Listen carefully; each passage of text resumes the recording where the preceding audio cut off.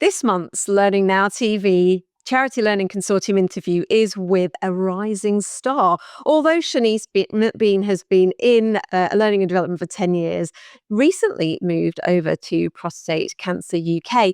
And I'm super excited to share her story with you because it is a story that all of us can learn so much from. So over to you, Shanice. Who are you and what's the charity and the work that you are doing?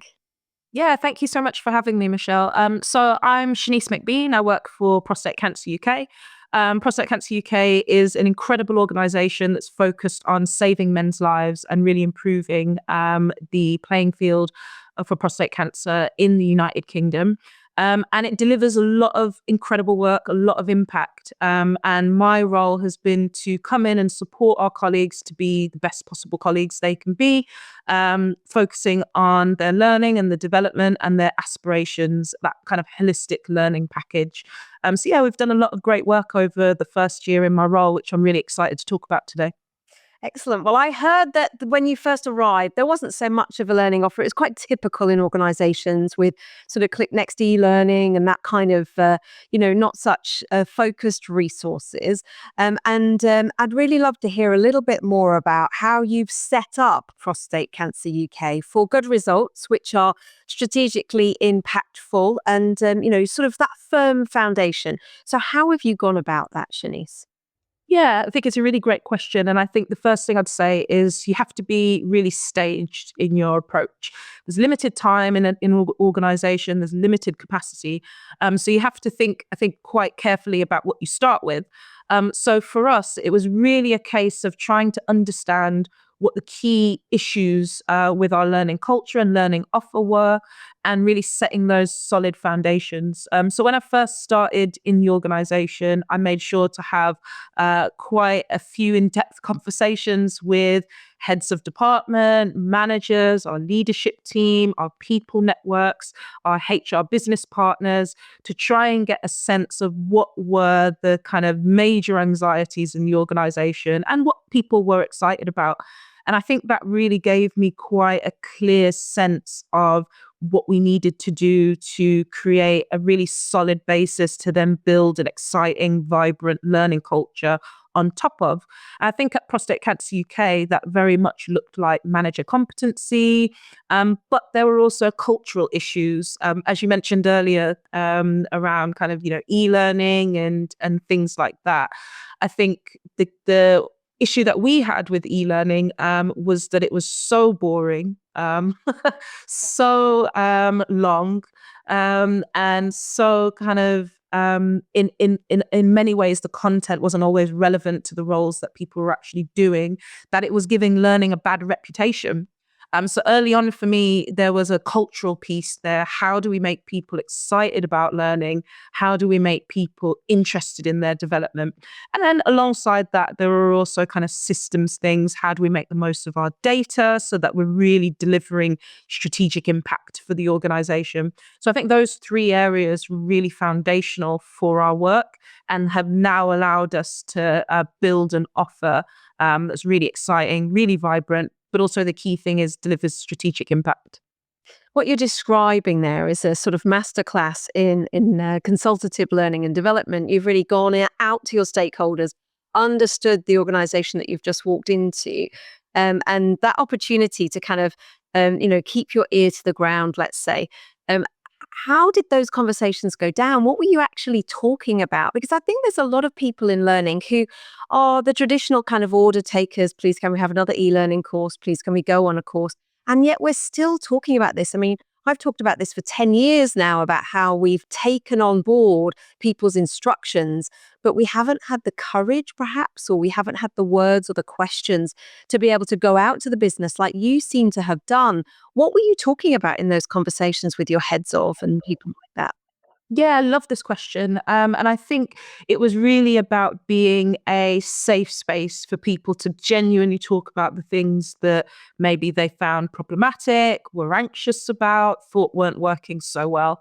And I think the word consultation that you used, and being a consultant in an organization is a really, really key one. And I think what really helps here is the 5 whys, not really going in solutions focused and not necessarily allowing the stakeholders that you're having a conversation with to drive solutions either. I think really good conversation starts with really getting to the root of the core of what someone's feeling, what their perceptions are. And I guess going in with a really, non-judgmental and non-prescriptive way of having a conversation. So I really just wanted to understand how people were, how they felt in the organization, how they thought relationships were working between managers and direct reports, how they thought the structures were set up. Were they good? Were they not? Were the policies and procedures where they needed to be? Were the processes and systems working? And I think I really tried hard to create just a safe space for people to rant, because that gives you the honest information that you need to then understand what the real issues are, not just the kind of, surface level things. And then off the back of that, and having conversations with a broad spectrum of stakeholders, it allows you to see and have that kind of high level vision where you can then start to think about solutions. And as you say, stakeholders often think they have a solution in mind, and it is important to take that into account. But I do think learning and development should be viewed as we're almost consultants to the business.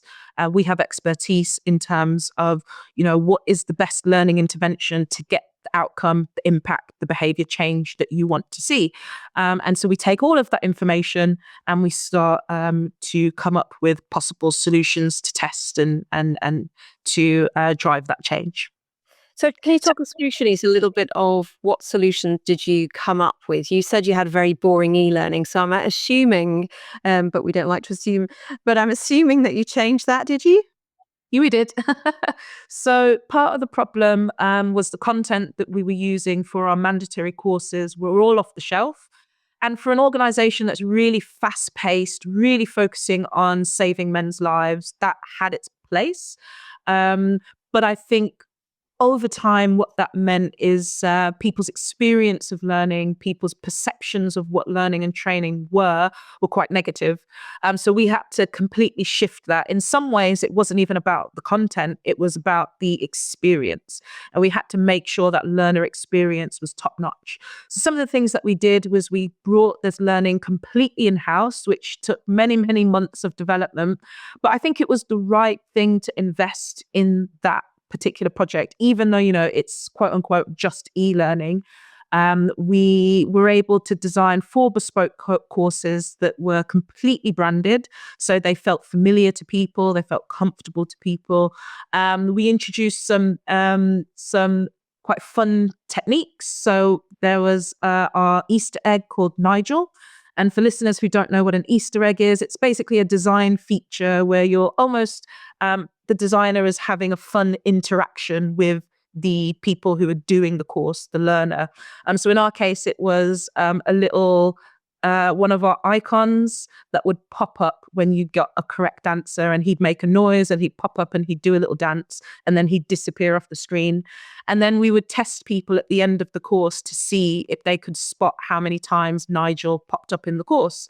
So then what we're achieving is engagement without making it cheesy. It's something that's fun for our business, for our organization. And then we were also not afraid to have really short courses. Our safeguarding course ended up being a 15-minute e-learning because that's what we needed. And we didn't take the content beyond what was necessary for the projects that we were delivering. I can really see why you won the Rising Star Award this year. So well done to you for that. And thank you so much, Shanice, for sharing with us. Loads of top tips there for all of the people watching Learning Now TV today that they can take away. But for me, the biggest win for you is you've gone in as a consultant, you've really heard your business, and you've reflected back something that they need, which is fun and engaging, and that learner experience that you've talked about. So thank you so much for sharing with us today. Yeah, thank you for having me.